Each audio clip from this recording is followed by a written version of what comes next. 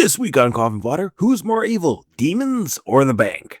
We'll find out as we discuss Sam Raimi's Drag Me to Hell. I am the devil, and I am here to do the devil's work. I like to dissect girls. This is God. We have such sights to show you. Look at me, Damien. It's all for you. When there's no more room in hell, the dead will walk here. I see dead red. Even in hell.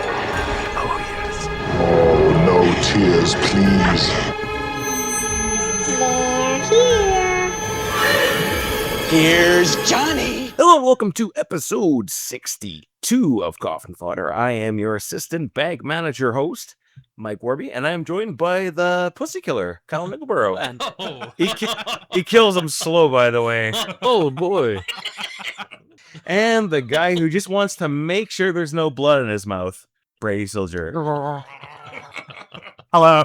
Yes, and here today we are here to talk about Sam Raimi's sort of, man, this is like an Evil Dead. Like, I can see why you decided to pick it. Yeah, absolutely. Yeah, it's very Evil Dead. Oh, yeah, we're talking Drag Me to Hell. Directed by Sam Raimi and written and directed by Sam and his brother Ivan Raimi. Nice. Yeah. So that's what we're talking today. It's a movie. It's a movie about a woman who gets a Romani curse. I believe there's a few times in this movie where they say that word, but The Romani? Yeah. Yeah. There's a couple Romani words in there. Yeah, I don't. Yep. I don't trust. Like I've said in the past, I don't think we're supposed to say that word, so I'm not going to, unless I'm talking about that serial killer who had that as a name. I guess. Oh, not serial killer. She killed her mom. Anyway, yeah. So this is a movie that follows Alison Lohman as Christine Brown. She is a lady working at a bank trying to climb her way up. Uh-huh. You can tell she comes from fairly humble means, like pretty early on, because you see her in the car trying to specifically enunciate in the mirror, or rearview mirror, trying to talk less like hit. Yeah. Basically, yeah. So She's the pork queen. yes, She's the pork queen. Yeah. On sniffer. yeah, the real odds. that joke makes itself. The pork free. Yeah. Like I think in the context of the movie, it's supposed to be that she's fat, but Yeah. no, was this what I thought? No.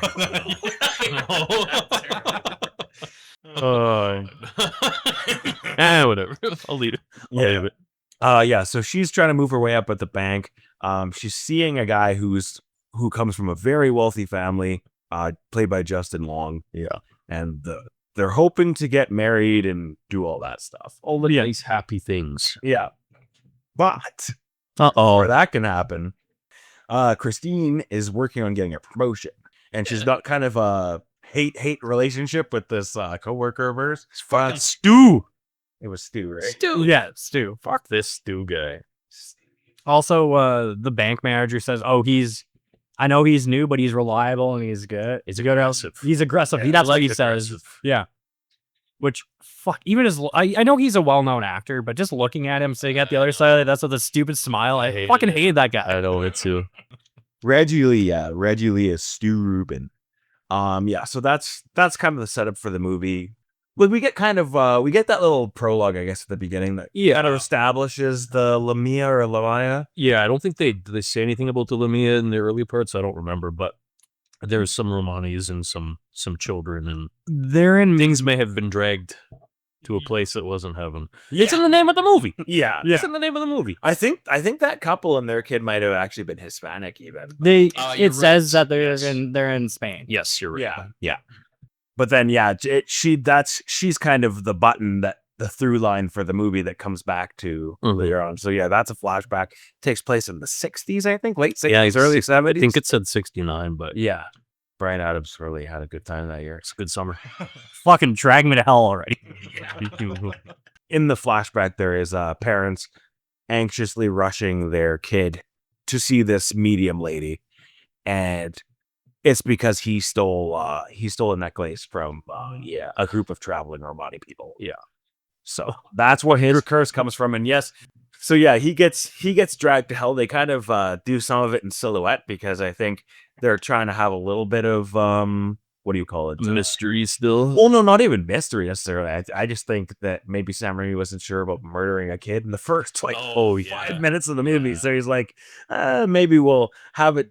We'll show and shadow him getting dragged away, and then you kind of just see his hand get pulled through the floor after. Yeah, it's not a gruesome movie. It's gross and it's scary, but there's not a lot of gross stuff like that. There's not a lot of kid killing in it. Yeah, no, yeah, it's mostly just gross out, stupid nonsense.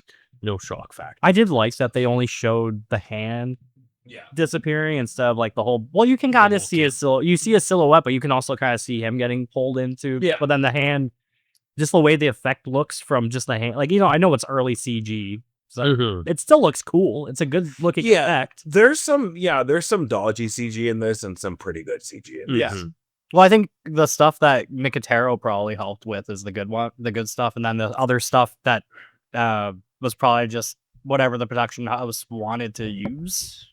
Yeah, that was the main thing I think that for me separated this from Evil Dead and like those, like, even though it's very much in the same vein as those movies, everything in those movies were practical effects, and some of them again not very good either. So I guess it kind of goes both ways. But the next important thing we have to jump there, like, you meet the characters and you kind of get set up with them for like 10 or 15 minutes. Yeah, and then we have her at the bank and the old lady coming in. Yeah. The old lady who is Baba Ganoush.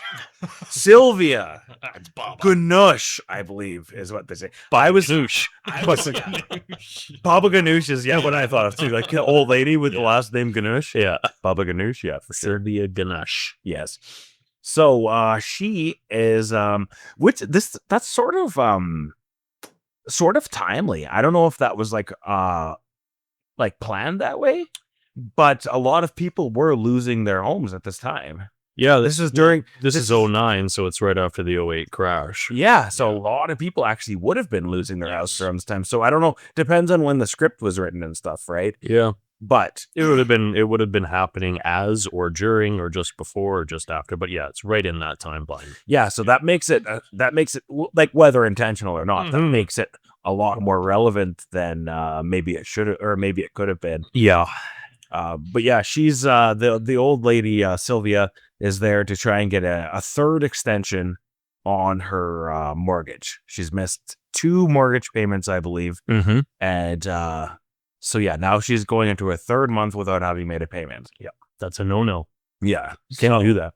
Yeah, so this puts Christine, who seems to be at the beginning anyway, sort of a nice person. She seems overly nice. Yeah, she was very cheery. They gave her a very sunny disposition. Yeah. Everything's bright about the beginning of the movie. Yeah, it's all happy days.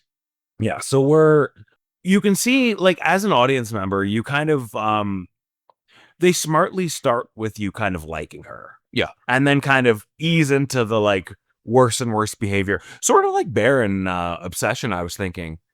It's kind of like Bear at the beginning is kind of a wuss. Yeah. But he's not that unlikable. No. He becomes unlikable over the course of the movie with each successive decision he makes. Right. And stuff. So I was kind of thinking about that last night too when I was watching this. At the beginning, she's trying to get the extension for her. Yes. She's a person with a heart working in a cold, heartless bank and that, the corporate world. And she's even right from the beginning, like you said, with trying to enunciate properly. She's a small town kid trying to fit into a big town world, you know what I mean? Yeah, so they give you some reasons to like and relate to her, but over the course of the movie, it's gonna be a slippery slope down for the most part. But at this point she's still trying to be good. So she goes and sees her boss, Jim, I believe. Yeah. And hold on, what is that actor? I didn't look because I've seen David Paymer. Okay, I swear to God, I've seen that guy in like 50 fucking movies. And he plays this same kind of schmarmy guy. I was gonna say he's usually an office manager of sorts, or kind of like a bumbling dork, or very much a typecast kind of role. Yeah, but so she goes to see him to see if she can get approval to give her another extension, and the boss puts her in this sort of moral gray area, saying, "I'll leave it up to you." Yeah, the manager, like she's trying to become assistant manager, and that's why you're going to be doing this anyways. I might as well give you the reins to see how you handle this. Well, yeah, it's like a test, right? Yeah, because like if she hadn't turned her down, Stu gets the job, probably. Pretty right? much. Yeah, because he had just talked to her earlier about crunching numbers and making profit for the bank. And now she's in a position where she either has to be a nice person or a person that makes money for the bank. Yeah, exactly. Yeah, she's very much at this like moral crossroads between who she is on the inside and the person she's trying to be in order to grow and succeed and impress her boyfriend's rich family. Exactly. All that stuff, right? Yeah. Damn corporate fat cats. Those goddamn hog sniffers. Well, yeah, it's always at the end of the day, most problems. It's like you go down the line and it's like, oh, a corporation. Yeah. Yep. I guess 6 or 7 steps down the line. You're like, oh, wait, banks. corporate greed. Got it. Yeah. So she is left to make the decision herself, and she does, and she decides to. She kind of passes the buck, says like, oh, I tried, and this and that. Yeah. And then, You get the Ganoush gets me angry. Well, you get the really uncomfortable scene before that of her. I'm a proud woman. I've never begged. Yeah. And then she gets on her hands and knees and starts crying and begging her in the middle of a bank. After she was taking her dentures out to suck on candies and stealing the candies, you know? Yeah. Come on, this lady's not so nice. That scene made me laugh really That's hard when she's eating the candy, but then she takes the bowl of candy and opens her purse and just dumps. It's like, ooh, more candy flavor. A little bit slithery there, Baba. Well, and both solutions she gives her, she shoots down immediately. And it's like, I don't know how desperate are you? Yeah, exactly. You don't like either of those? Fine. I guess you don't get a house. Dummy. Yeah, like, I don't know. Stupid. It's one of those two or a homeless shelter. Yeah. Because, Yeah. But I mean, I get that. I think they must have been writing this during this time period. I didn't think to look, but because of the way the bank is villainized in this movie, not to suggest that I'm like, whoa, let's stop, let's take it easy on the bank. Michael, he really works for the bank. Yeah. We don't got to throw hate at the big banks. Yeah, The Big Bang Theory. yeah.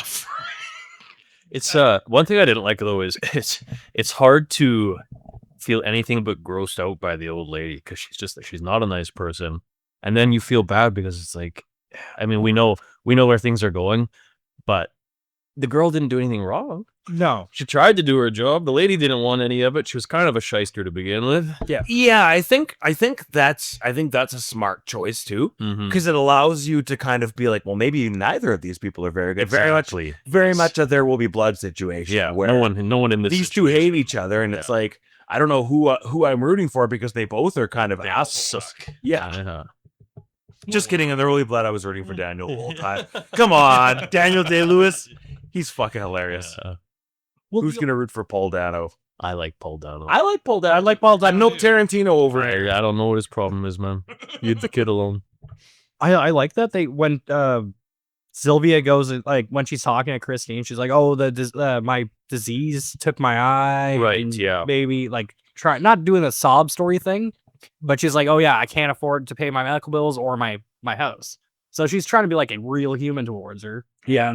And then Christine's just like, I want the promotion. Give me the money. Yeah. Well, it's the classic moral question, right? Yeah. Of doing what you believe is right or doing what's best for you. Or best for the company. And wisely, she chose what's best for the company because we all need our jobs to pay our bills. Sorry, Grandma, get the fuck out. Should have thought of that before. Well, Grandma's problems will all be over very soon. That's right. She gonna die. Yeah. So, that leads to her. Is this where she steals the button, or is it later in the car? That's in the car. That's in the car. Yeah. Okay. So yeah, she doesn't get the button yet, but she kind of is. Is she cursing at her in another language? Yeah, she's being nasty. Yeah. I think she's speaking in Romani. Yeah, but she's not actually she's cursing at her, not cursing at her. Cursing as in like. Yeah. So that's what I meant. Like, cussing. Like, Yeah. Yeah, like in a different language. She's calling her a filthy hog sniffer.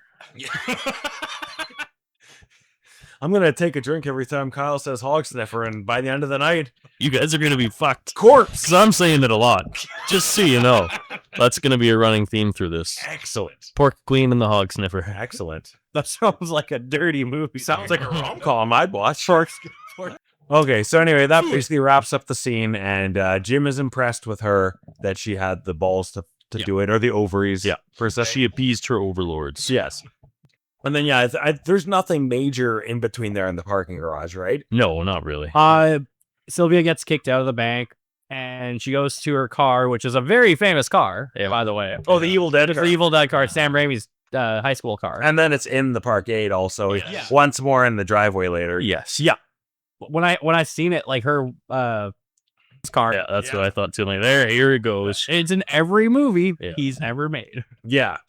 I pointed it out when I saw it too, because I was like, there it is. Everybody on their couch. Yeah. Because my girlfriend hasn't seen the Evil Dead movie, so she wouldn't even. She's seen like Spider-Man and stuff, but you're not gonna notice the car in Spider-Man unless you're looking for it. Yeah, unless you're a nerd like us. Wow, it is. Yeah. This is where, and I know we're getting to it in about 2 seconds, but this is where you know it's a Sam Raimi movie. The scene gets goofy as shit. Goofy, but also the angles, the shooting of it, the framing of all of it. It's so Sam Raimi. It's so much Evil Dead happening in this car. Yeah. Yeah. Well, not to jump ahead. Well, it's not really jumping. No, ahead, you're but, right like, there. Like, you know how in Evil Dead 2, the entity or the does it's the Fodder. Yeah. Yep. It's a shot for shot almost of like the Siri thing. It's definitely a Sam Raimi. Yeah, you get a lot of the classic Sam Raimi touches in this, like the really extreme zooms, the extreme close-ups. Yeah, Actually, that's what I love. Yeah, you get a lot of the extreme zooms of reaction shots, and you get a bunch of those fast shot. Well, and the strings, strings to indicate the like something bad is gonna happen, like the jump scare or whatever. Yeah, you get that like 5 or 6 times at least. Man, and I'm a guy that kind of knocks the jump scares because I think it's an easy in, but there's some good ones in this. Oh, that first initial jump scare when Christine's going from work into the parkade to her car. Yeah. And the old lady's handkerchief. Yeah, that's what I was thinking of. It hits the windshield. Yeah. It scares you. That scared the shit out of me. That's what got me, and I was like, for fuck's sakes, it's a handkerchief. And then she turns around. It's fucking Sylvia's in the back seat. Yeah. Making a really scary face. That actually scared the shit out of me. See, I love it because it hits you with something so stupid like the handkerchief jump scare on the windshield. Yeah. Harmless. And then follows that floating handkerchief around to get you to the real shot, which is Baba Ganoush in the back seat with her fucked up eye coming out of the shadow. Yeah. That is a good shot. That is fucking awesome. Yeah, and like for her, like again, like it's kind of the suggestion that she's not a very good person. No, she's fucking because her nasty. her first inclination is to go sneak into her car and beat the shit out of her. Yeah, exactly. Not like, just that's pretty extreme reaction. I mean, obviously it's an extreme situation. It's a movie. You're losing your house. Yeah, and then it's the impetus of the movie, so we need the crazy in there. But that's what I was thinking too. I'm like, this grandma gets told no, heads down to the lady's car, gets into the back seat, and proceeds to beat this shit out of a much younger woman than her. And smaller too. Yeah, yeah. Like even though Ganush there is she's a little old lady, Alison Lohman is tiny. Mm-hmm. She's like I don't have her. How tiny is she? But I would say my guess would be somewhere in the 5 foot to 5'3". Seems small. Seems small for a pork queen. Well, she's not Justin Long. No, she's a little Justin Short though. God, we're good. This is the quality content. God, we're good. You all tune in for, right? Bunch of hawk sniffers. That's gonna be my vocabulary now. Thanks, Kyle. Oh shit. Okay. Anyway, yeah. So the old lady's beating the crap out of her. This is the stapler scene and everything, right? Yeah, the staple to the eye. Yeah, Alison Lohman's character. What's her name? Christine. Yeah, Christine gets a couple staples in her face. Yeah. And there's some nasty, like Baba is fighting dirty. She's pulling her teeth out. Okay, man. She tries to bite her face. No. And then gums her whole fucking jaw. Could you imagine an old lady attacking you with her mouth right on your face like that with her gummy, slobbery face? Well, sign me up. You know how hard I would be. Well, that's the natural place to kind of point out that this is another Sam Raimi touch. Yes. It's like poor Alison Lohman is the Bruce Campbell of this movie. She gets so much fucking gross shit happen to her. Yeah, just punished the entire movie. Yeah. And there's a lot of it seems really orally fixated, I might add. I don't know what's going on in this one. I'll point out a few as we go, but there's a lot of face and mouth stuff happening. There really is. Yeah, a lot of stuff gets a lot of mouths. People's mouths. A lot of things seem to get rammed into and down the throat of Christine Brown, Alison Lohman. Mhm. Oh, after Or oozed or slimed on. Or then we got ganoushed. Ganooshed. In that ganooshed. A real ganoush bag. Oh! No, but she eventually the fight just keeps escalating and escalating. And then It's intense though, eh? she it ends. I think the end of it is Christine putting the ruler down her throat. That's right? not the end of it. She shoves the ruler down her throat. That old lady horks it back at her like a missile. Christine dodges it. It hits the window next to her. And then the lady comes back in for a little more action. I forget what the final thing is. she drives in. That's it. Christine drives into the car to try to get her off her, Yeah. and then Backs she it up. breaks her teeth and her dentures fall out. Yeah. And then she sticks the ruler into her gullet Yeah. and then kicks her out, and then gets back in the car and then just smashes the window. Yes. Yeah. Buckles up and Yeah. Buckle up, buckaroo. launches ganoush like a ganoush rocket through the windshield. Yes. Ganoushing all over the place. Baba, no. Anyway, with the fight, like the fight concluded, there's a lot of like silly, goofy shit in this. Like Tons. as Kyle mentioned, the getting gummed on your entire chin getting gummed by an old lady. Like barf. Like shoot me, I don't want that. Well, yeah, and it's like I don't know if it's worse that her teeth fell out or better. I would rather have the teeth. Rip my chin off. Yeah. I don't want this anymore. Yeah. Hey, at least she had the candy before, so her mouth doesn't probably smell that bad. Yeah. Probably all sticky and sugary. Sign me up, like I said. Yeah, that's probably the gross. Well, I can't even say that. No, it's gross. Definitely Because there's at least one worse. There's at least one way grosser, and Yeah. oh man, if that happened to me, I don't want to wake up anymore. No, it's a real walk. It's It's a- a traffic day. Yeah, it's done. Yeah. Cross the street until this problem Yes. takes care of itself. I immediately, I don't care win or lose, I don't want to be alive anymore. Yeah. Okay. Anyways, Anyway. she launches her out the fucking windshield. Cops get involved. That's the next scene. Cops come and grab her because she's dead at that point. No, she. They take her. They take her to the hospital, and but they don't show that on screen. It's Right. it's Yeah, the reveal of her death later is Mm-hmm. meant to be a surprise for us. Yes, as much as it is Right. with Christine, right? Right. We've seen her be injured and whatnot, but we didn't know that She's nearly invulnerable. Yeah. Yeah. Yeah.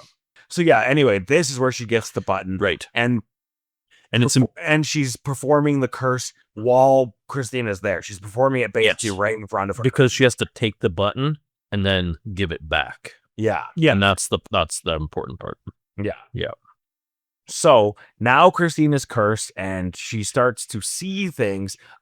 Initially it's a lot of like weird shadows and stuff. Yeah, she's got that, that ancient nomadic Romani curse on her. The no-ro special. That's what we call it. We call it the no-ro. The Noro. Yeah. You got If you're if you have Romani friends, that's what we Right. call it. That's what we call it. We all say it. We all say the Noro, just the Noro curse. Fuck. You didn't get the G pass yet. Yeah. I got hit with the Noro curse. Oh, not another no-ro. Not again.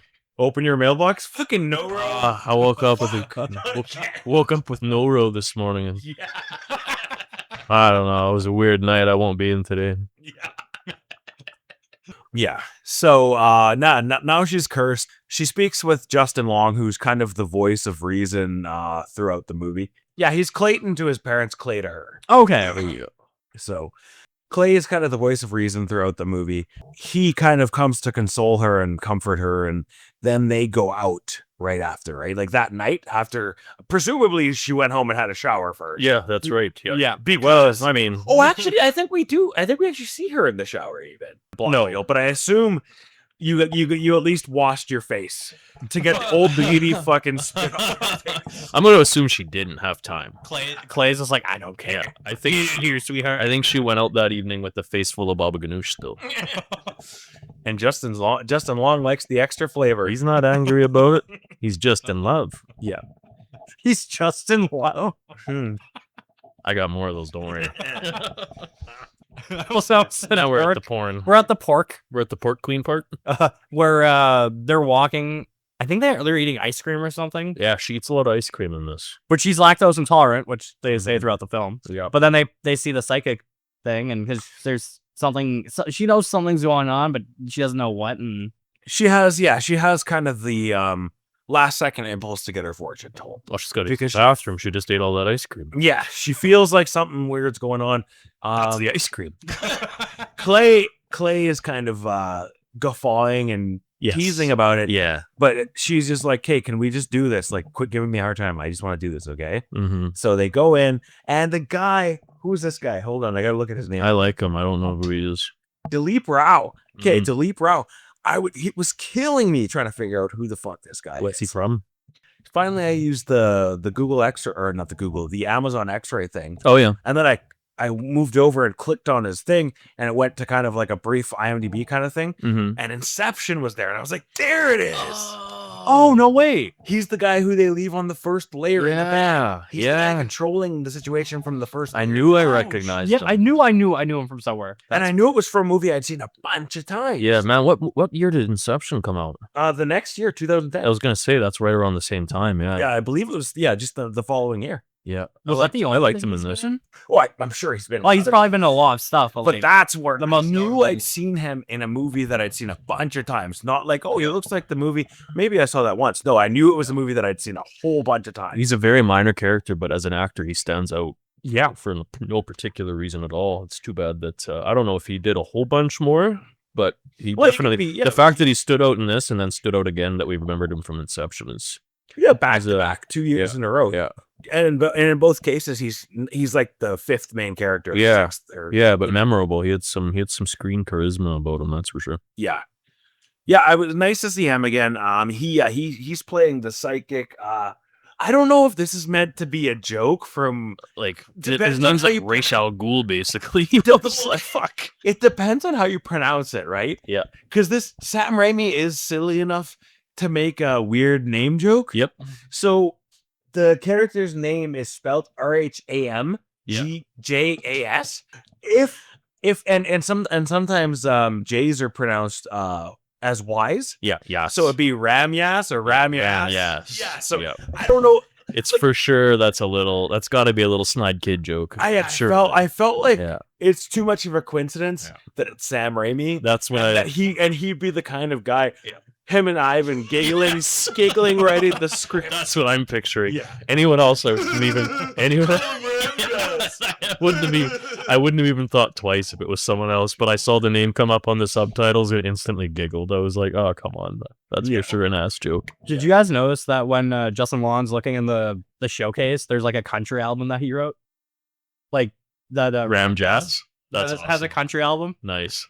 Oh, No. he owns a country No, album? he No, made a he country made one. album. Oh yeah, you're right on the table It's or right- whatever. It's in the showcase. Yeah. Because Justin Lon's looking at all the And it's his face on a stupid country album. Yeah, you're totally right. Can I borrow a feeling? And it's got your picture on the front. Go ahead and laugh, Homer. I already did. Yeah. Oh, can I borrow a feeling? Anyway, she's gonna borrow a feeling from this. Not like that. the way he said it. She's gonna borrow a feeling from, or he's gonna analyze her feeling. I guess is probably what we're really doing here. So yeah, he's checking her vibe out, and he gets freaked out immediately, and he's just like, you can have your money back. I'm not. We get a little jump scare again. Another good one. A little- He's like, I'm not fucking with whatever. Yeah, whatever spirits. So yeah. Anyway, he becomes kind of her confidant and support guy throughout the movie. He's kind of the guy. He's the Quint from Jaws, or Yeah. He's the man in the guy who's the expert. He's the straight bully. or Tony Todd in Final Destination, the guy who kind of knows what's going on. Yeah. So that their central characters can understand it, and like us through them can understand. He's our exposition dumper. Yeah, basically. Bit of a dumper on him. Yeah. So I don't know if he says it right away that she's got the Lamia. I don't No, that's later when she comes back by herself. Yeah. He sees something anyway. Yeah. And then, later on it's revealed that, it is. I believe they pronounce it Lamia. I always thought it was Lamia. As long as we said Lamia. I might be slipping into that. Well, because, Kyle, you probably know that word for the same reason I do. Video games, Final maybe. Fantasy, yeah. Yep. Yep. Final Fantasy, there's an enemy, which it's a female character in that game. Yeah, it's a female spirit. It is I'm in pretty sure it's supposed to be almost like the the goat with the tits and the wings. Oh, so like the Baphomet. Yeah, that's the word I was trying. I think that's what it's supposed to be because you kind of see the goat head when and like. Yeah, you just reminded me of the goat scene later. We'll get to that. Yeah. I think that's a You bitch. I think that's a bit of a double entendre because I think the goat is also the goat. Yeah, I agree. The goatest moment in the movie. Absolutely. I might think. Yeah. So this is the next thing that gets set up. Yeah, like Brady mentioned, she goes back. And this is the setup for we've had this kitten throughout the movie. Mhm. And as usual, anytime there's a cute little animal movie, everybody's like, I hope nothing happens to the cute. Well, Christine, Yeah. unfortunately, he's going to tell Christine that she needs to make a blood sacrifice. Oh, you got it. He also says you can use a chicken, a goat, but It doesn't have to be your yeah, pet not cat. your pet cat. No. It doesn't have to be. It could be. But I guess that's the only thing that you had in the room. Yeah, initially, I think she's balking at it because then he says to her, you'll be surprised what you would do when when things get desperate. When things are desperate, even, you'll sacrifice your pussy if you have to. Yeah. So we see her back at home again, and we're getting Clay's out, and we're getting a lot more spooky, weird shit happening. And then something, I don't remember exactly what happens, but something really freaky happens. She sees something. She sees like the entity. She sees like the spirit of the old lady maybe on the wall or a shadow or It's something. it's the goat. Yeah, you keep seeing because the hands. You keep seeing the hands. Yeah. She runs upstairs and you see the hooves of the goat, and then she tries to go out the window, and then you see the old lady's face, Right. and the goat throws her against the furniture and stuff in the room. Goated. Yeah. Get goated. Get goated, Christine. Yeah, and so that leads us to the animal sacrifice. So yeah, she finds the cat and kills it, and Says that pussy. thankfully, that happens off screen. Yeah, otherwise. Just what we see is her approaching the cat with the knife, and then it cuts to her burying it in the garden. Yeah. Oh, when she's walking with the knife, here, kitty, I'm not gonna hurt you. man. That fucking kind of gross. I me know. out. It's It's like the disturbing. grossest thing in the movie. It is. It's pretty disturbing. But it also it's to show how far she's going down the rabbit hole to I mean, this is supposed to be like a tangent to her climbing the corporate ladder too, right? So it's how far she'll go to hit that. Even if you're You know, and- the metaphor, Yeah. that's definitely a metaphor. And so even her later in the film are pretty close. I'll just jump ahead. We meet Sylvia's granddaughter, and she calls Christine a fat girl, right? Yeah. Because Christine used to be a fat girl. So we've seen her already at this point. She's eating pie. She's eating ice cream. She's overeating again as and that's supposed to say, she's slipping back to who she was before and at war with who she's supposed to be still. So this is all part of that fun. It didn't even occur to me the overeating thing. Yeah, because she eats a lot of ice cream and a lot of pie. I noticed that was her coping mechanism. Yeah. And I didn't even associate that with her being overweight when she was younger. Yeah. I didn't because you don't find out she was overweight until all of it. It's like 3 hours of the way by the time we get to that. Yeah, well, I think in the picture, I think they deliberately kind of, I don't know if they put her in a show fat suit Yeah. or what, Yeah. but they kind of, she looks a little frumpier in the picture. Yeah.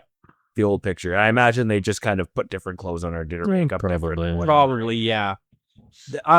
So we find out before we even see the picture because Clay is on the phone with his, presumably one of his parents. Yes. Well, it is one of his It's parents. it doesn't matter. Yeah. But his mother or father or whatever says, "Oh yeah, It's his mom. Sorry. it's a farm, or she's an old farm girl. Yes. We've got someone girl that went graduated from Yale. Yeah. And that's part of, as we mentioned earlier, that's part of Christine's motivation is she wants to impress.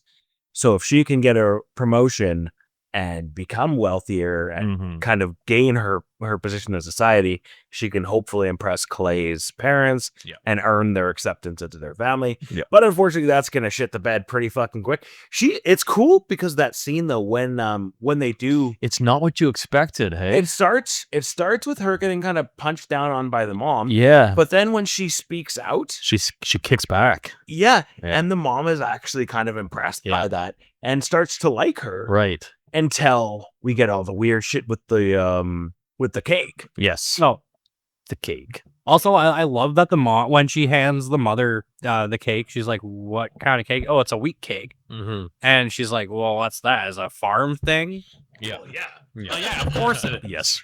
Well, and the way she explains it, like I've never even considered, like I'm not a baker. I've never baked anything in my life. That's just how I look at hers. Got some nice buns though. Except for a pizza popper too. Oh boy. Yeah, so this is this is where she starts seeing some stuff in the cake though. It's And then eventually it's her eye. It's yeah. Oh, the fly comes out of her mouth. She takes a bite of She takes a cake bite, and then yeah, the burps out a living fly or whatever. Yeah. Yeah, and then the eye comes out of the cake, and she of course, just a Sam Raimi movie. She stabs, wham, the old fork. With the blood gushes out of and shoots and hits her in the face. Of course, I don't believe this is actually, like, as far as the people in the room are They're concerned, not. she's not No. really. She doesn't really have blood on her face. No, This is all like This is stuff her. Yeah, it's just what she's seeing. Yeah, so they think she's crazy, and it's a nice touch that the cake has raisins in it. Mhm. So when the fly comes out of her mouth, the mom spits out her food because she Yeah. thinks It's the raisins or flies. Yeah. And they're gonna come back out and start flying out of their mouths. Yeah, exactly. And then correct me if I'm missing anything, but the next main thing I remember is now she's back at work, and we get the next big weird gross out scene. Yeah. Yeah. What happens in That's here? she starts getting a nosebleed, Yeah. and then it starts gushing, and Jim, her office manager, Everywhere. Just looks up and just spews blood all over his face. if any other director other than Sam Raimi would have tried that, it wouldn't have worked. No, it's Just so being a weird. Sam Raimi film, it just worked. Mm-hmm. Because I think I don't know how well that would work if you didn't know Sam Raimi and like his humor and everything. Because it is Like, kind it of like might not work as good if it was like if this was your first Sam Raimi movie. there's no other blood guys who's in the whole movie, and then it gets to this, and it's a nosebleed that turns into just spewed blood coming out. Also, Jim, the office manager, goes, "Did I get any in my mouth?" Yeah, I like that. Him just He constantly says it like 4 times. yeah, he's constantly doing it's not Sam Raimi humor. That's probably the funniest scene in the movie. Is also saying that over and over again. Right, because and I like that he's getting mad at her because she has a nosebleed, and he's just like, Gross. dirty. Yeah. You're enough get the promotion. Yeah. Yeah. Luckily for Jim, Christine does not have the HIV or the HAP. That we know of. How long? No did ifs, you no live after apps. this? Yeah. Just a curse. Yes, just a curse. Yeah, I was gonna say curses don't get passed by blood, but I think maybe they kind of do. So Right. We live in Saskatchewan. That's a very well-known fact. yeah, what are we? Kind of jumps out. There's a few beats here and there, but pretty close we get to. Is this where she's going back to see the seer and then gets the information on Baba? She goes to visit Baba's house, Yeah. right? Because she's tracked her down. Right. And wants to go back and say she died. Yeah, she figures, you know what, I'll just go give this lady back her house or whatever and tell her like it's all better, I'll take care of it. And so she goes to seek her out, and it's the granddaughter presumably that answers. Yeah, it's Yeah. either a niece or a granddaughter. I know she does say it's I'm the granddaughter. Is the granddaughter? Sylvia, yes. Okay, and it's the granddaughter that calls her a fat girl. Yeah. And Did he- busts in and goes downstairs into She lets her in, and she's suggesting that like good luck fixing it or whatever. right. And Christine's like, just let me in. I'm sure I can say something and blah blah blah. And then of course she ends up. This is what we're talking about, right? The gross. This is the grossest scene. I don't want to come back from this. God, disgusting. If Baba Ganoush rolls on top of me, go ahead, Mike. Yeah. So yeah, it turns out there's a bunch of Romani people there because this is actually Sylvia's wake. Mm-hmm. So it looks like it's just a party or a get together at first. Yeah, and then it's like then she sees that Sylvia is laying in the coffin Mm-hmm. and or on the table. On the table in a coffin, on the table in a box. I think it's just like a show box. she's out. Yeah, She's Whichever. Anyway, she's dead. she's chilling. what's in the box? Yeah. Yeah, nobody wants to know what's No, and it's going to be a bad time.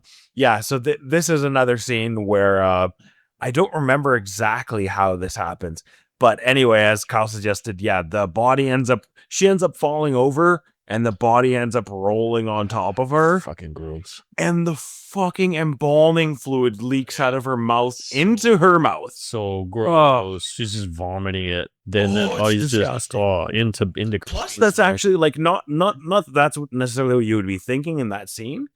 I think you would just be thinking, I wish I was fucking dead. Well, Yeah, I wish I was dead right now. yes, I wish I was the one who was dead, actually. There's the one too of her barfing out the worms in the dirt and stuff, and I thought that was gross.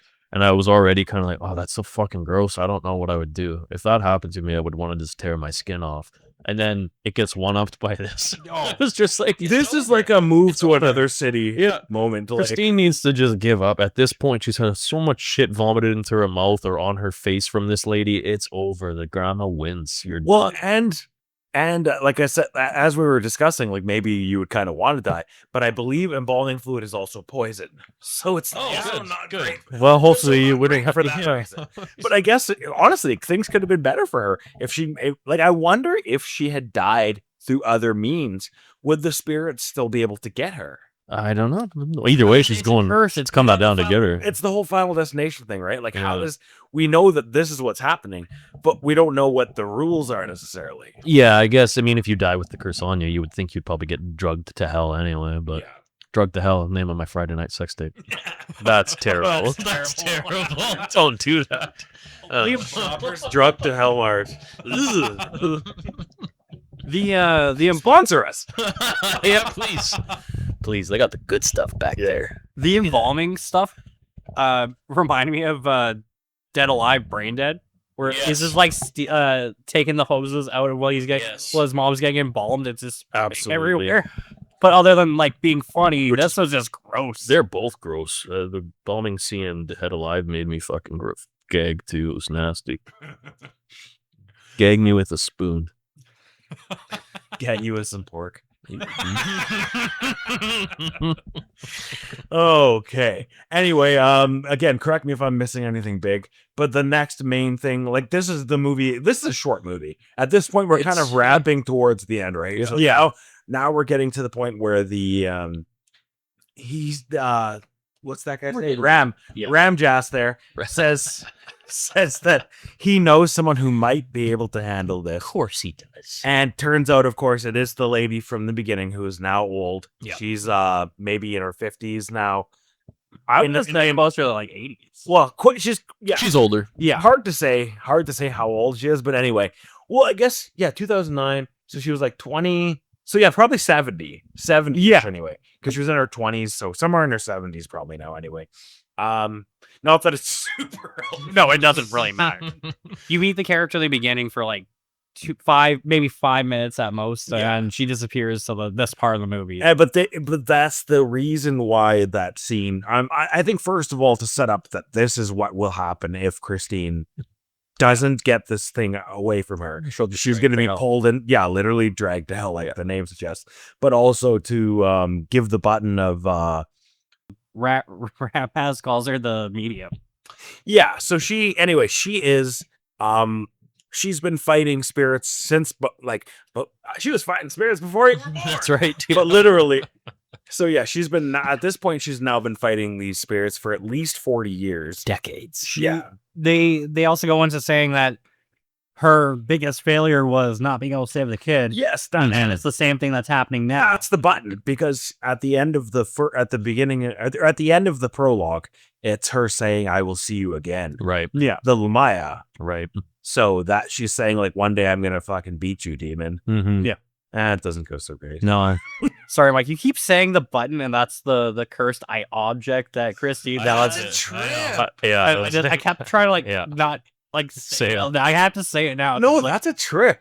Like for me, the term button is you're putting the finger on the button. Yeah, exactly. The pulse of society. Yeah, the note got a button in the bucket. Yeah, the note right on the nose, kind of like that. Yeah, and I mean, no, obviously, but right on the snout of the hog. Yes, I didn't know if you were doing that on purpose or if you were because you kept saying the button. Well, that's what I mean. Like the point, I guess, of the scene or the thrust. Oh boy, now we're talking. Now we got pork queens. Let's go. Let's go, Port Queen. Yeah. After we're done recording this, we can go out to Port Queens. I wish we could. See how the night goes. Yeah. Wait, there's a place called Pork. I wish. There is it. No, that's Dairy Queen. Be full of hogs. Be full of hog sniffers. You can also sponsor us if you want. Ooh, I would take some Blizzard treats right about now. Oh. Hot eats, cool treats. We treat you right. That's for Dairy Queen. That's so we get. I want one free ice cream cone. Okay. Anyway, now we got. So now we're coming to the finale of the movie. This is the seance, with the goat, goat. You black-hearted. Just love that. Jesus Christ. Yeah, that was so good. This is where it gets real Evil Dead-y. Yes. Especially like, and we're actually. I didn't even think to mention it. Like, we're getting a lot of that here. A lot of the object kind of being personified by the evil spirits. Yeah. But that's throughout the movie. Like the rattling cups. Yep. And like It's all over the place. Yeah, and all of that is like right out of Ash's freak out in Evil Dead 2. Oh, yeah. Okay. Like all the objects kind of shaking and laughing and Other than them not talking, that would be straight out of Evil Dead like 2. But the like, goat is good. The goat is great. The goat might be the goat.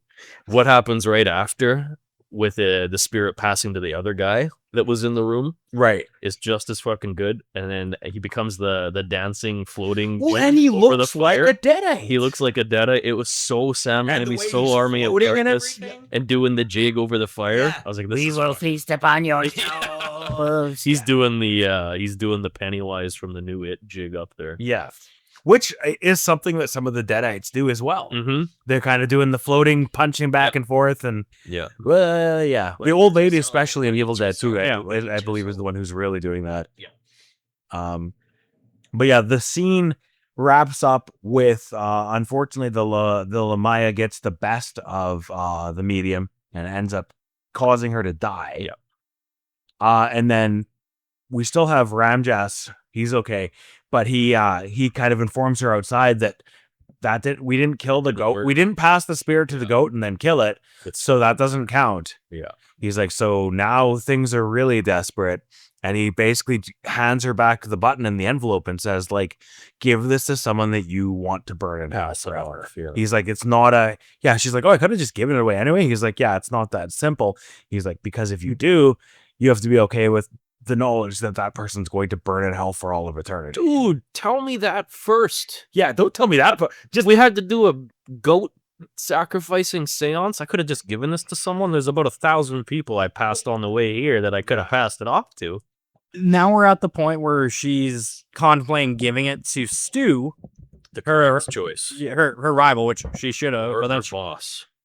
yeah, those were Easier the choices. Those were the obvious ones.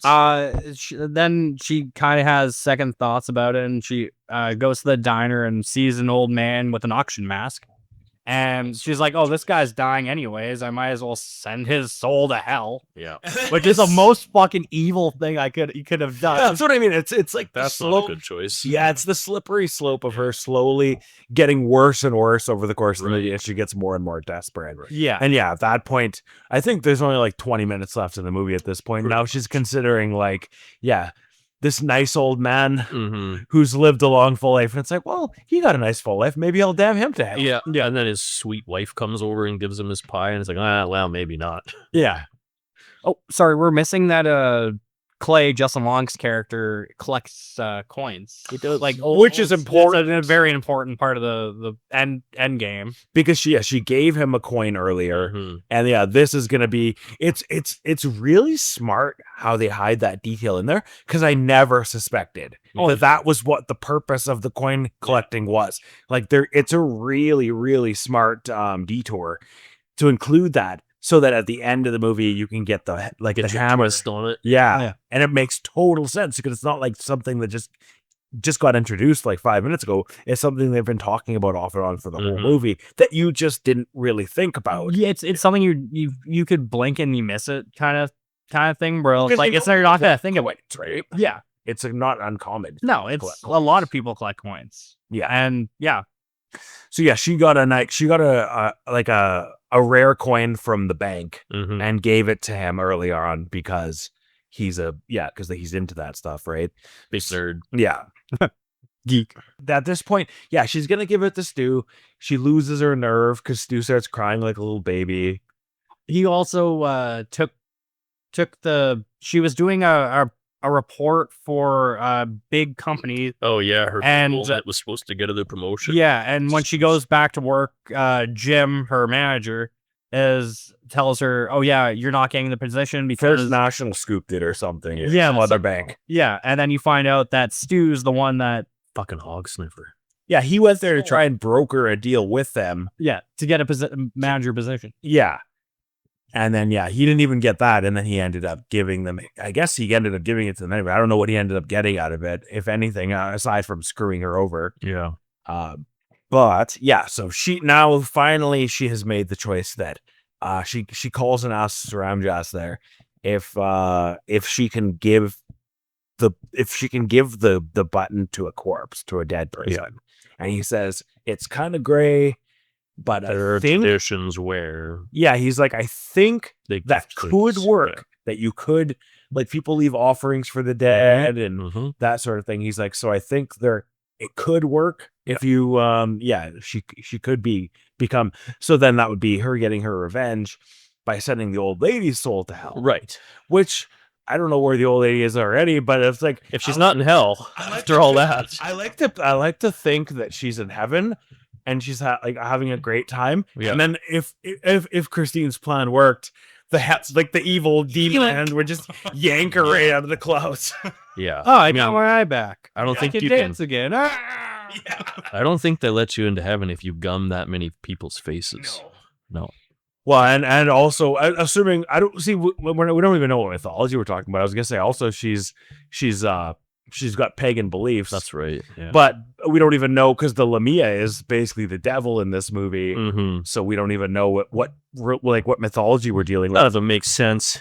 I think the Raimis probably just found the coolest words they could have used or the scariest but coolest sounding words. I imagine they just did a cursory read of some Romani Mythology and stuff. Yeah. Nectu.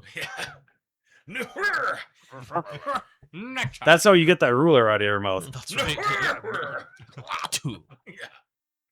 And so now this is like the climax in the movie now. She's digging up the grave and she rams it down her throat. Fuck yeah. Yeah. She rams the button down her throat. Kicks the mouth shut. Yeah, kicks the mouth shut. And then almost drowns because there's so much rain. Mm-hmm. Now she's kind of drowning in the grave. And then, of course, one more big scare. What will add one more just abuse for Alison Lohman as the Lord Gummers? Is that well, it's the old lady's corpse. Yeah. Comes floating up from the coffin and starts like a kind of like not quite attacking her because it's a corpse. Still hounding at her though. Like getting close to her face. Now she's floating in the water with this corpse. Mm-hmm. And that's the kind of the final gross out moment. And then the iron tombstone, and I'm assuming it's some sort of metal because the tombstone comes down off the cross or whatever. The cross, the way she was digging the mudslide hits her on the head and she and it looks like for a second that she might die. And but she lives. She lives through this, and then we're at the end of the movie. Presumably the conflict has been resolved. Mm-hmm. But anybody who knows anything about this movie, I hadn't even seen this movie, and even I knew the ending. Well, I'd seen part of it once when it first came out. Even I knew, even having never seen the ending in the context of the film, I knew what the ending was, because this is like one of those really famous twist endings, especially if you're a horror fan. Yeah. I've seen GIFs of this online. I've seen forever little TikToks or whatever of it. It's one of those ones that I've seen a bunch of times, even though I hadn't even seen the entire movie. Mm-hmm. So, now they're about to get on the train at the end. Her and Justin Long, whose Clay is planning to propose to her. Yeah. He talks about going on the trip before any of this all starts. Yeah. But then you see him take out the ring box, like Mike just said.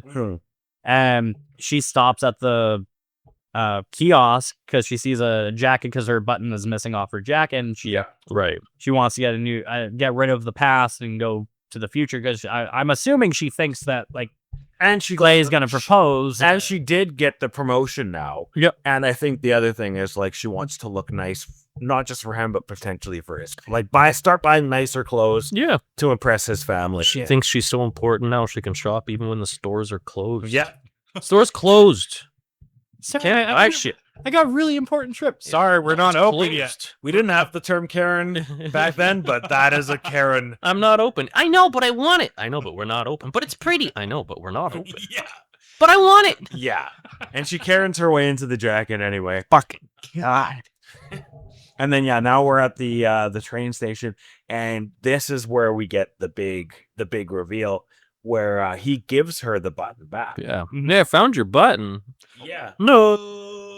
Yeah. So there was a scene, again, the way they do this is really, really smart because, again, it feels just like the glove box kind of bursts open and she ends up with the envelope that she put his coin in. Mm-hmm. So that's what she rammed into the Right. old lady's mouth because she never thought to open the envelope and actually look at what's inside. Yeah.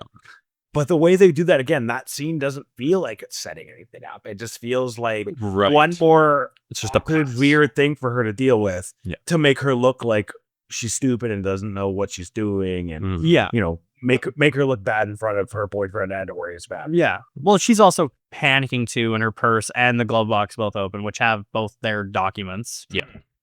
And when she's like, because Ramjeet, Ramjas, yeah. hands her the envelope or the button. He doesn't touch it. He puts it into the envelope and then seals it and then gives it to her. Yeah. So you don't know it. You think the movie's over.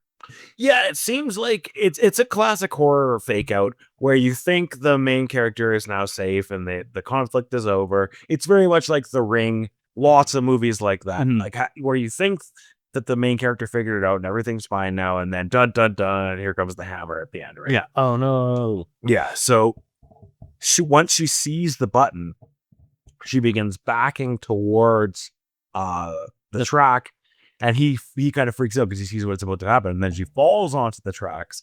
And she's kind of fucked either way. Like, even if they didn't, at this point, even if the demons didn't drag her to hell, She's getting trained. yeah, She's gonna get railed. yeah.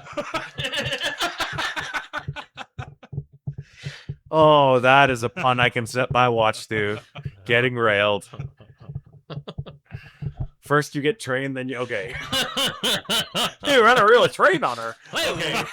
You're off the rails right here, right? Oh boy. Oh boy. Conduct yourself. Yes. Chugga chugga choo choo. Anyway, so yeah, she falls on the tracks, and then as Clay is reaching down to try and help her, I think this is the only time in the movie because he sees what happens. Yeah, he sees the hell thing. Yeah. So he sees her get dragged down here. So yeah, just before the train's about to hit her, a bunch of arms come through the ground. The ground splits open, and there's orange light, and a bunch of hands drag her into the ground while she screams. Justin tried to save her, but he came up just in short. He could have been just in time. He could have been, but he was just out of time. Okay, anyway, yeah, that's the infamous ending of this movie. Christine, our main character, is going to be dragged to hell and suffer for eternity. Pork queen, no more. Yeah. Sorry. What I really liked about that scene too is there's a bunch of bystanders too. Yeah. And when she falls on the tracks and the way the camera is angled only Justin Long sees her getting pulled into the depths. Because he's the only one like looking under the tree. Yeah, and everyone's like freaking out, like, oh, there's a girl on the tracks, and the train goes over after, and they're like, holy shit. We just Smartly, yeah. And smartly, they just end it there. Mhm. So we don't, like, presumably some other movies would have done the, like, well, she was there and then she wasn't. Where it's like, oh, yeah, she could have been, we don't know what happened to her. And the cops are, like, walking around asking, like, smartly, they just leave all that shit out of the movie because this is the most important moment. And that's why we're going to just end there where it's strong and then just smash cut to directed by Sam. Hell yeah. Yeah. Well, Sam and Ivan were trained really well to do. Don't say train. Yeah. Don't say. Okay. That's like a joke I had left with trains. The movie moves at a good pace. It keeps up a good locomotion. Okay, you want me to say there. Anyway, yeah, final thoughts for me. This movie, I actually, to my great shame, I went to see this in the theater when it first came out, and I walked out. Really? I could see it. So maybe I'll go first. Just because I want to comment on that. I could see it. I was almost there myself on this watch through. Not because it's a bad movie. It just feels a little young adult horror. It feels a little teen focused. You know, it's fairly soft. It's fairly easygoing. There's some good moments and there's a lot of gross out shit. But overall, it feels almost a little not immature. Maybe I'll use why not, for lack of a better word, immature. Feels young. Yeah, It's aimed at a teenage audience. When I seen this movie, I was barely even a teenager. So. And that's I would have been old enough. That's all. Yeah, I would have been about 23 or 24. Yeah, I would have been just past that. So that's why I get why you would have walked out. If I had been watching it at about that time, I probably would have been pretty sleepy too. Because even this time through, I was like, come on.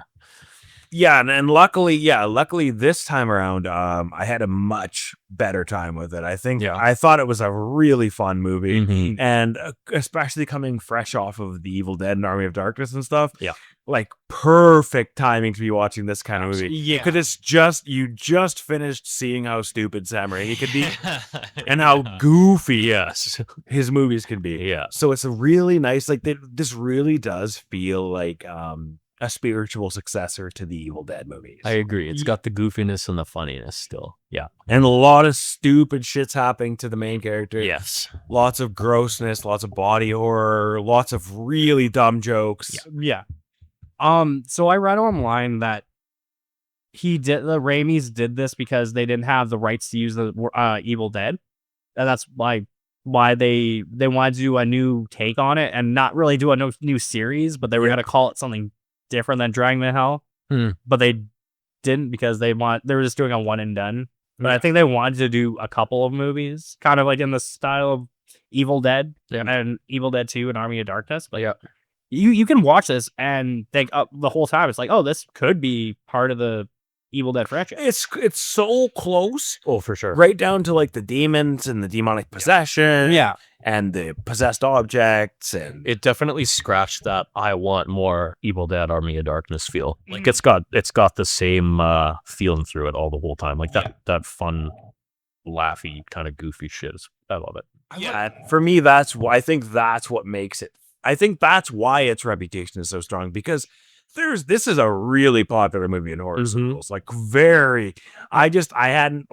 I kind of just had my when you're watching a movie and you kind of stop watching it because you weren't really feeling it. Yeah, it's probably not going to be a movie you're going to go back to necessarily. So I'm glad in this case. I'm glad Brady suggested, because I had a way better time with it now, and it helps me to kind of understand the hype, because I never really got the hype. It was one of those movies where I was kind of like, I don't really get why everybody likes this so much. I kind of still feel like that, even despite it being really fun to watch. But it's fun because I enjoy Sam Raimi and his work and the stupid shit he does in his movies. But I echo that. Yeah, I don't think it's a great movie. I'd probably put it in the 3.5 to 4 star neck of the woods, maybe. But pretty good. Yeah, probably 3.5. It's a fun movie. Yeah, I'd be in the 3 to 3.5 would be my neck of the woods for it. Yeah. A good movie. It's fun. I had a good time with it. It doesn't overstay its welcome. And yeah, I had a pretty good time with it. Anyway. Yep. Well, the only reason I picked it was because we did the Sam Raimi-a-thon, and it's a well-known movie, but I don't think a lot of people, unless you're a horror fan, would have seen it. Yeah, it's old enough that maybe it just under some of the younger listeners' radar, or past some of the older people, but it's still worth watching. It's still a fun time. It's a movie. Yeah, it's a movie that if you weren't watching horror movies when this came out, you would probably never find it, unless you're like a person who hangs out on like horror forums, or it's not a movie. It's not one of the the horror classics that everybody always talks about. Like you said, Mike, it's a cult classic. Yes, it's mentioned in the horror circle a lot, and I think that's because it's from Raimi. But you're right, not a lot of other people would be like, "Hey, you know that one awesome Dragging Me to Hell movie from 2009?" That's not gonna happen. Sorry, the principal wouldn't let us do it in horror movie club because it was too graphic. But really. He's doing the brain scan. Oh, for fuck's sakes, I get it. Oh, brain scan. Too many hog sniffers in this movie. Yeah. Okay, well, that basically wraps us up for the end of our discussion on Drag Me to Hell. And now I've got to drag you guys somewhere. I don't know where I'm dragging you yet. To hell? Someone's getting dragged somewhere because we're doing another mystery hat pick, friends. So the mystery hat has returned after many episodes. And we have Mr. Brady Soldier holding the mystery hat. I'm shaking him up. And I am going to do a scoopity scoop. Scoop Okay, so I'm going to mix them around. It'd be funny if you got ice cream, the original ice cream man, if you got Yeah. for the scoop. I'm really going to mix it up, and then I'm just going to grab this one, and we're going to see what we got here. What do we got? We have, oh, hell fucking yes. The Omen. Oh, no way. I'm there. This is my favorite hat pick so far of the. One of the best hat picks. Yeah. ones. Oh my God, The Omen. So yeah, now we're going to be talking about the Devil's Son, the Antichrist, for The Omen, the original Omen, obviously, because we're not doing that shitty version with Julia Stiles and Liev Schreiber or whatever. You can keep it. Yeah, I watched that in the theaters. And I hated every bit of it. Me too. It stunk. It was just inferior in every single manageable way you can imagine. Yeah. It was one of those movies where an incompetent director made it something really stupid. Yeah, it stinks. But we'll talk about it when the episode comes out. Okay, so until next week when we're back to talk about Richard Donner's The Omen, we will see you in 7 days. And until then, Keep your eyes open. and Antichrist Superstar? I don't know. Donner Party. Something's happening anyway.